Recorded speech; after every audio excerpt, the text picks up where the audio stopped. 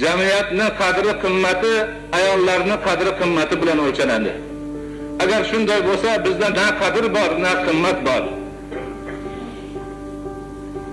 Ayollarni tushgan holini, ularning ahvolini ko'rishni o'zi ayanchlik, bilishni o'zi ayanchlik.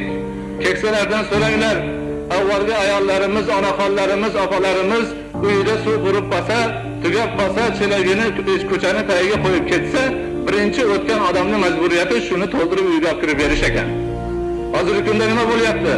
Ayollarga ayollik latofatidan chiqib boshqa narsaga o'tish, o'zini latofatiga munosib kelmaydigan ishlarni qilishga majbur qilyapmiz.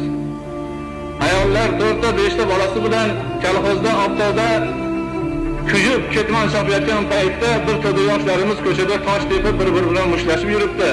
Ishsizlar muammosi bor deb gapiryapmiz. Nimaga ishsizlar muammosi bo'lsa, ko'p bolali onalar dalada yuradi? Nimaga ishsizlar muammosi bo'lsa, ayollarimiz hammasi o'ziga mos kelmagan ishlarni qilishadi?